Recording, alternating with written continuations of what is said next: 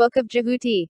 Now Ahura was the wife of Nefer-Kapatah, and their child was Merab. This was the name by which he was registered by the scribes in the house of life. And Nefer-Kapatah, though he was the son of the king, cared for nothing on earth but to read the ancient records, written on papyrus in the house of life or engraved on stone in the temples. All day and every day he studied the writings of the ancestors. One day he went into the temple to pray to the gods, but when he saw the inscriptions on the walls he began to read them, and he forgot to pray, he forgot the gods, he forgot the priests, he forgot all that was around him until he heard laughter behind him. He looked round and a priest stood there, and from him came the laughter.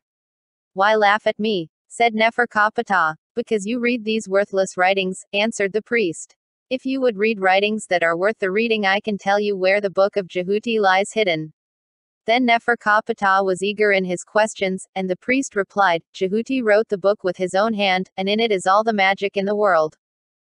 If you read the first page, you will enchant the sky, the earth, the abyss, the mountains, and the sea. You will understand the language of the birds of the air, and you will know what the creeping things of earth are saying, and you will see the fishes from the darkest depths of the sea. And if you read the other page, even though you'd be dead and in the world of ghosts, you could come back to earth in the form you once had. And besides this, you will see the sun shining in the sky with the full moon and the stars, and you will behold the great shapes of the gods." Then said Nefer-Kapatah, "By the life of Pharaoh, that book shall be mine. Tell me whatsoever it is that you desire, and I will do it for you." "Provide for my funeral," said the priest. "See that I am buried as a rich man, with priests and mourning women, offerings, poured offerings, and incense. Then shall my soul rest in peace in the fields of Aalu. 100 pieces of silver must be spent upon my burying." Then Nefer-Kapatah sent a fleet messenger to fetch the money, and he paid 100 pieces of silver into the priest's hands. When the priest had taken the silver, he said to Nefer-Kapatah, "The book is at Koptos in the middle of the river. In the middle of the river is an iron box, in the iron box is a bronze box, in the bronze box is a Kedeh wood box, in the Kedeh wood box is an ivory and ebony box, in the ivory and ebony box is a silver box, in the silver box is a gold box, and in the gold box is the book of Djehuti. Round about the great iron box are snakes and scorpions and all manner of crawling things, and above all there is a snake which no man can kill. These are set to guard the book of Djehuti." When the priest had finished speaking, Nefer-Kapatah ran out of the temple, for his joy was so great that he knew not where he was. He ran quickly to find Ahura to tell her about the book and that he would go to Koptos and find it. But Ahura was very sorrowful, and said, "Go not on this journey, for trouble and grief await you in the southern land." She laid her hand upon Nefer-Kapatah as though she would hold him back from the sorrow that awaited him. But he would not be restrained and broke away from her and went to the king his father.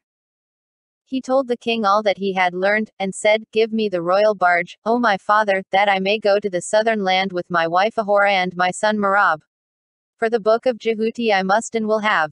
So, the king gave orders and the royal barge was prepared, and in it Nefer-Kapatah, Ahura, and Merab sailed up the river to the southern land as far as Koptos. When they arrived at Koptos, the high priest and all the priests of Auzit of Koptos came down to the river to welcome Nefer-Kapatah, Ahura, and Merab. And they went in a great procession to the temple of the goddess, and Nefer-Kapatah sacrificed an ox and a goose and poured an offering of wine to Auzit of Koptos and her son Heru. After this, the priests of Auzit and their wives made a great feast for 4 days in honor of Nefer-Kapatah and Ahura. On the morning of the 5th day, Nefer-Kapatah called to him a priest of Auzit, a great magician learned in all the mysteries of the gods. And together they made a little magic box, like the cabin of a boat, and they made men and a great store of tackle and put the men and the tackle in the magic cabin. Then they uttered a spell over the cabin, and the men breathed and were alive, and began to use the tackle. And Nefer-Kapatah sank the magic cabin in the river, saying, "Workmen, workmen, work for me." And he filled the royal barge with sand and sailed away alone, while Ahura sat on the bank of the river at Koptos, and watched and waited, for she knew that sorrow must come of this journey to the southern land. The magic men in the magic cabin toiled all night and all day for 3 nights and 3 days along the bottom of the river, and when they stopped the royal barge stopped also, and Nefer-Kapatah knew that he had arrived where the book lay hidden. He took the sand out of the royal barge and threw it into the water, and it made a gap in the river, a gap of a shanus. Shanus is 60 stadia or about 10.5 kilometers, 6.5 miles, long and a shanus wide. In the middle of the gap lay the iron box, and beside the box was coiled the great snake that no man can kill, and all around the box on every side to the edge of the walls of water were snakes and scorpions and all manner of crawling things. Then Neferkaptah stood up in the royal barge, and across the water he cried to the snakes and scorpions and crawling things, a loud and terrible cry, and the words were words of magic. As soon as his voice was still, the snakes and scorpions and crawling things were still also, for they were enchanted by means of the magical words of Neferkaptah, and they could not move. Neferkaptah brought the royal barge to the edge of the gap, and he walked through the snakes and scorpions and crawling things, and they looked at him, but could not move because of the spell that was on them. And now Neferkaptah was face to face with the snake that no man could kill, and it reared itself up ready for battle. Neferkaptah rushed upon it and cut off its head, and at once the head and body came together, each to each, and the snake that no man could kill was alive again, and ready for the fray.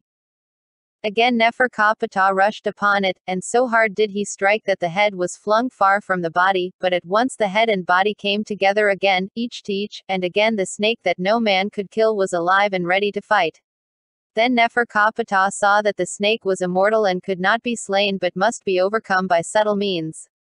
Again, he rushed upon it and cut it in two, and very quickly he put sand on each part, so that when the head and body came together there was sand between them and they could not join, and the snake that no man could kill lay helpless before him.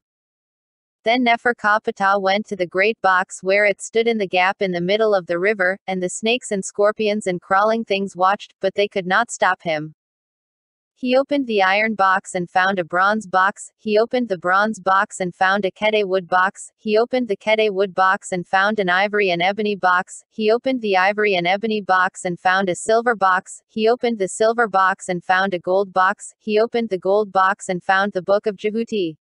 He opened the book and read a page, and at once he had enchanted the sky, the earth, the abyss, the mountains, and the sea, and he understood the language of birds, fish, and beasts. He read the second page and he saw the sun shining in the sky, with the full moon and the stars, and he saw the great shapes of the gods themselves, and so strong was the magic that the fishes came up from the darkest depths of the sea. So, he knew that what the priest had told him was true. Then he thought of Ahura waiting for him at Koptos, and he cast a magic spell upon the men that he had made, saying, "Workmen, workmen, work for me, and take me back to the place from which I came." They toiled day and night till they came to Koptos, and there was Ahura sitting by the river, having eaten nothing and drunk nothing since Neferkaptah went away. For she sat waiting and watching for the sorrow that was to come upon them. But when she saw Neferkaptah returning in the royal barge, her heart was glad, and she rejoiced exceedingly. Neferkaptah came to her and put the book of Djehuti into her hands and bade her read it. When she read the first page, she enchanted the sky, the earth, the abyss, the mountains, and the sea, and she understood the language of birds, fish, and beasts, and when she read the second page, she saw the sun shining in the sky, with the full moon and the stars, and she saw the great shapes of the gods themselves, and so strong was the magic that the fishes came up from the darkest depths of the sea. Neferkaptah now called for a piece of new papyrus and for a cup of beer, and on the papyrus, he wrote all the spells that were in the book of Djehuti. Then he took the cup of beer and washed the papyrus in the beer, so that all the ink was washed off and the papyrus became as though it had never been written on. And Neferkaptah drank the beer, and at once he knew all the spells that had been written on the papyrus, for this is the method of the great magicians. Then Neferkaptah and Ahura went to the temple of Auzit and gave offerings to Auzit and Heru, and made a great feast, and the next day they went on board the royal barge and sailed joyfully away down the river towards the northern land. But behold, Djehuti had discovered the loss of his book, and Djehuti raged like a panther of the south, and he hastened before Ra and told him all, saying, "Neferkaptah has found my magic box and opened it, and has stolen my book, even the book of Djehuti. He slew the guards that surrounded it, and the snake that no man can kill lay helpless before him. Avenge me, O Ra, upon Neferkaptah, son of the king of Kem." The majesty of Ra answered and said, "Take him and his wife and his child, and do with them as you will." And now the sorrow for which Ahura watched and waited was about to come upon them, for Djehuti took with him a power from Ra to give him his desire upon the stealer of his book.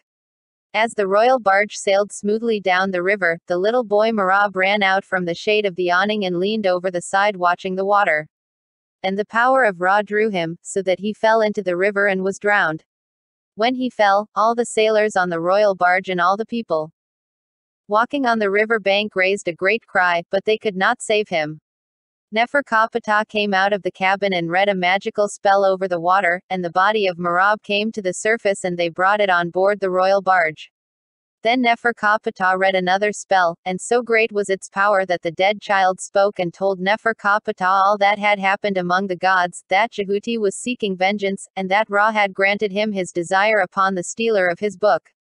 Neferkaptah gave command, and the royal barge returned to Koptos, that Merab might be buried there with the honor due to the son of a prince.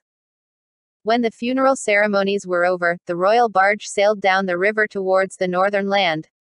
A joyful journey was it no longer, for Merab was dead, and Ahura's heart was heavy because of the sorrow that was still to come, for the vengeance of Djehuti was not yet fulfilled.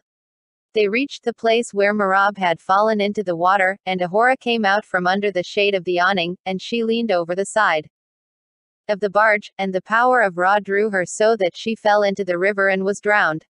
When she fell, all the sailors in the royal barge and all the people walking on the river bank raised a great cry, but they could not save her. Neferkaptah came out of the cabin and read a magical spell over the water, and the body of Ahura came to the surface, and they brought it on board the royal barge. Then Neferkaptah read another spell, and so great was its power that the dead woman spoke and told Neferkaptah all that had happened among the gods, that Djehuti was still seeking vengeance, and that Ra had granted him his desire upon the stealer of his book. Neferkaptah gave command and the royal barge returned to Koptos, that Ahura might be buried there with the honor due to the daughter of a king. When the funeral ceremonies were over, the royal barge sailed down the river towards the northern land. A sorrowful journey was it now, for Ahura and Merab were dead, and the vengeance of Djehuti was not yet fulfilled. They reached the place where Ahura and Merab had fallen into the water, and Neferkaptah felt the power of Ra drawing him. Though he struggled against it, he knew that it would conquer him. He took a piece of royal linen, fine and strong, and made it into a girdle, and with it he bound the book of Djehuti firmly to his breast, for he was resolved that Djehuti should never have his book again. Then the power drew him yet more strongly, and he came from under the shade of the awning and threw himself into the river and was drowned. When he fell, all the sailors of the royal barge and all the people walking on the river bank raised a great cry, but they could not save him. And when they looked for his body they could not find it. So, the royal barge sailed down the river till they reached the northern land and came to Memphis, and the chiefs of the royal barge went to the king and told him all that had happened. The king put on mourning raiment, he and his courtiers, the high priest and all the priests of Memphis, the king's army and the king's household, were clothed in mourning apparel, and they walked in procession to the haven of Memphis to the royal barge. When they came to the haven, they saw the body of Neferkaptah floating in the water beside the barge, close to the great steering oars. And this marvel came to pass because of the magical powers of Neferkaptah. Even in death he was a great magician by reason of the spells he had washed off the papyrus and drunk in the beer. Then they drew him out of the water, and they saw the book of Djehuti bound to his breast with the girdle of royal linen. And the king gave command that they should bury Neferkaptah with the honor due to the son of a king, and that the book of Djehuti should be buried with him. Thus was the vengeance of Djehuti fulfilled, but the book remained with Neferkaptah.